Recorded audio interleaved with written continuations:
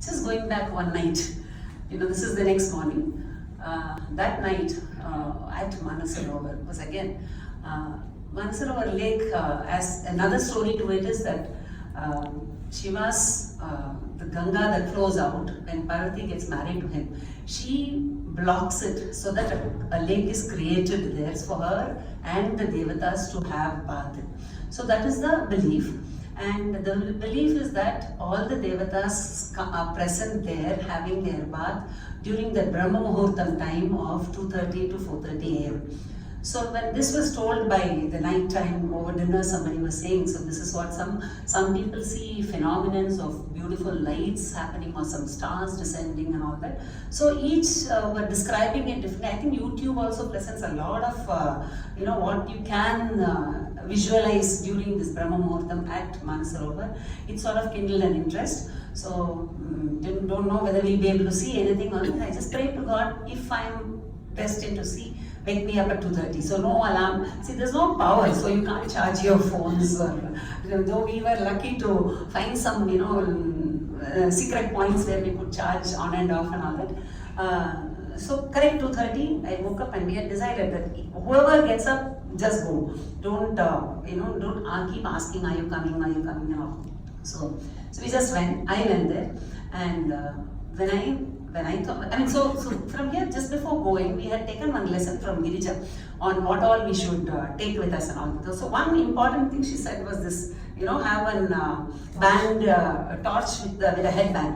So we had taken, that came really useful there because you just had to wear your shoes and put this thing on and walk out. It's at 2:30 am and it's dark, I thought it was, and then when you go out, it was the day after full moon day, so it was bright with the moonlight.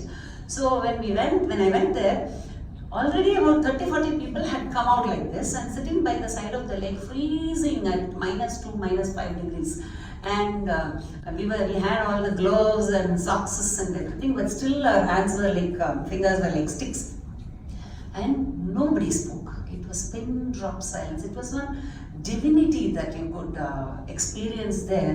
I didn't see any light going or a star falling or anything, but I could definitely feel a divinity there. There is one dense feel of, you could sort of, you feel that all devatas are coming down and, having a bath. That is some feel definitely that does something in your mind that you don't want to disturb the scenery there or just touch the water and things, just to watch.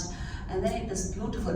And so you're seeing Mansarovar there in front of you, and on this left hand side is the south face of Kailash. That's the first glimpse of Kailash you see from Mansarovar. It's a little far away. So then that makes you feel what punyam have I done to be here at this location where I'm seeing Mansarovar and Kailash. It is something, it's just simply exhilarating. And so we sat there till about 4:35 and quietly everybody walked back to resume your sleep. And next day again, we were ready to go on our yatra, which means you move northwards towards Kailash, and you go to this place called Darchan. So the drive to that place is around 1.5 hours. Again, there, Manasarovar, because this Chinese, they control everything. They do not want anybody to spoil the environment there. So they restrict usage of normal vehicles. So they provide eco-friendly vehicles. Only on that you can proceed on eco-friendly. So the minute you get into that bus, there is no AC, there is no window, so it is hot inside the bus. So just before getting on to that, for me personally what happened was I was awed by this Mansarovar and Kailash there. I just stood outside there chanting all my slokas and songs and everything. For about 4 hours or something, I would have just been out there. So when I came back, so at that height, I believe the ultraviolet rays are not filtered. So you are exposing yourself to so much of this that by the time I came out, all of them were asking what happened to you. Though I didn't feel anything, my whole face was flushed. It was red in color and all that. And then we took this bus and went to Darchan. So again, there was a lot of confusion about room allocation because we were delayed by 2 days by the time we are. So our confirmed bookings are all gone for a toss. So we were actually saying, thank God our husbands are not here to see all these commotions happening. So because they would have got irritated with the whole thing. So anyway, we were fine with whatever. So we just went on, and so there also, number of rooms were less than number of people, so we had to share with so many other people. If there are 4 beds, at least 6 to 8 people are supposed to be in that room. So we shared and all that, and so that night at Darchan. Next morning was, all of us were excited for our parikrama. So this is when you drive and reach to Yamadwar. So Yamadwar again is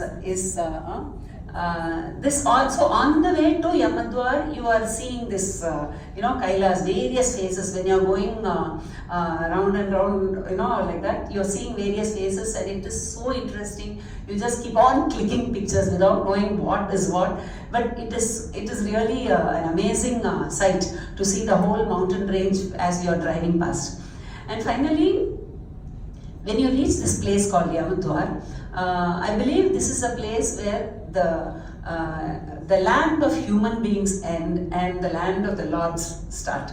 So it's another feel altogether, like you are going into Devaloka. So that's, I don't know whether it's true, but that's what you believe so. So this is the Yamadwar. There is just a building, and everybody is supposed to go through this. Enter into this. There are 3 bells. You just ring those 3 bells and then come out the other way. So the first picture sees one entering, and then the other one is coming out. And at this place you see Kailash, again the south face, very clearly at close-up quarters. So from here is where the trekking to Mount Kailash starts. So at this place, your group is divided into 3. So whoever wants to take the parikrama, move onwards. Whoever are not able to take the parikrama, go back to your hotel in Darchan.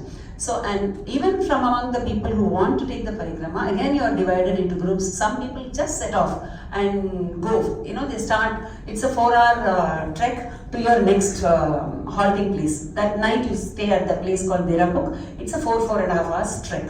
So some people just set out like that. Some people take the help of a Sherpa who would walk with them, carry their backpacks and all. So when you are going on this, you are not supposed to carry anything else, no duffel bag, no nothing, just your backpack. So you are asked to pack it just about 5-6 kilos in your. So this big dilemma is what you carry, and then you're going to be out for 2 days. So just one change of dress and one extra shoe, some snacks. So you keep wondering about what you want to pack to go into that, but anyway, you can carry only one backpack, which will be only 5-6 kilos. So once you take some people take the help of pony. So once you take a pony, then you have a support. Okay, I don't have to walk all the way. You can walk some and pony some. Like that. For me, after my Manasarovar exposure to UV, my oxygen level dropped down to about 70, 72 and all that. So, again, I didn't disclose that to Babu there that time. And I said, okay, I'll take the parikrama, but then I will not risk walking. So I said, okay, I'll take a pony thing. That was again a very funny thing because they put a lot and then allocate a pony to each. Because the number of ponies is less. So you have to book it the previous night itself, and it is quite expensive. It costs Indian money around 30,000 rupees for that 4 hour of pony. So anyway, previous night I had decided I'll take the help of a pony. So when they did this allocation, there was one young girl allocated to me with her pony. So I said, I don't want this girl because if something happens to me, she will not be able to take care of me. I said, I want one strong man to walk with me.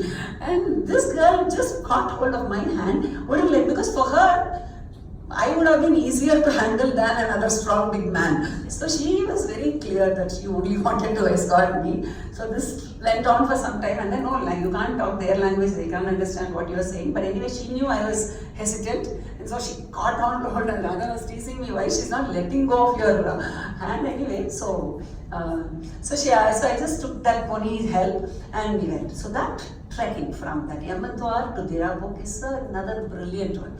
It's 4.5 hours when you are going. So there you see this, the climate is absolutely different. For a while it is windy. You just have to close your eye, nose, mouth and all because it's chilly and windy.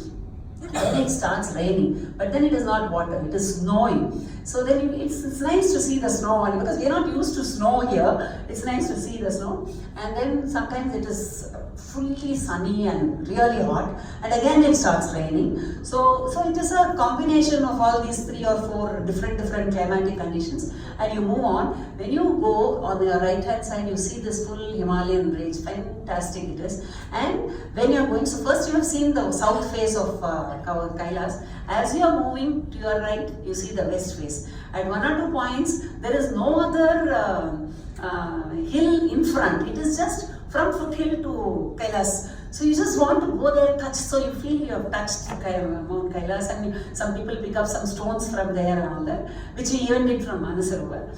And you cover this west, and finally you reach this place called Dirabuk, where you see this magnificent north face. It's not yet there. That is the site that you see when you go to Dirabuk.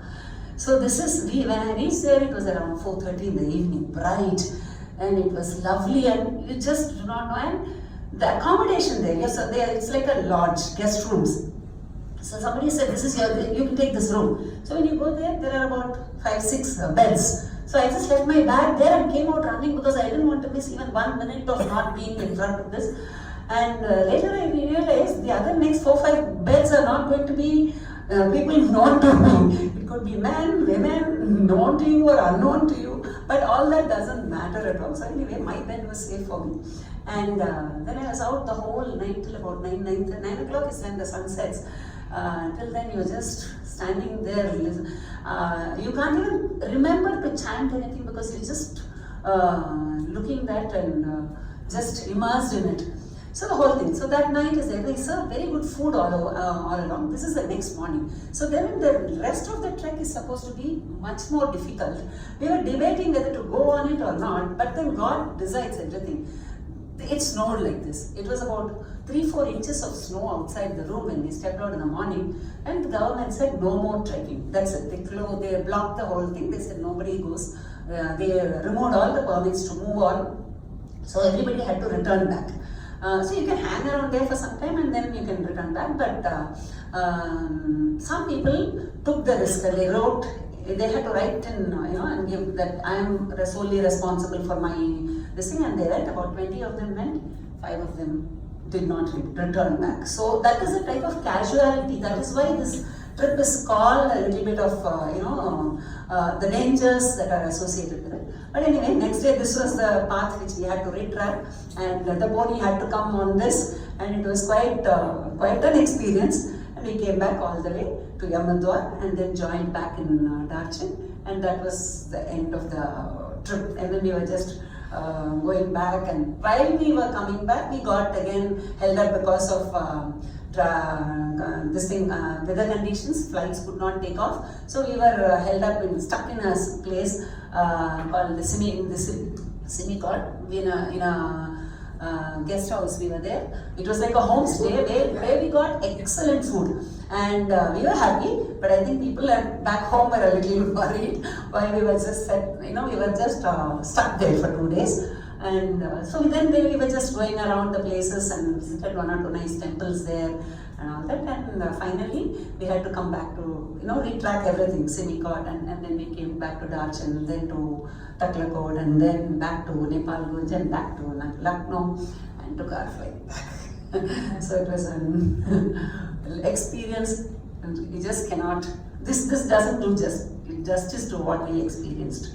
It is just what we were trying to recap, but I believe Mount Kailash looks golden like that on certain mornings. So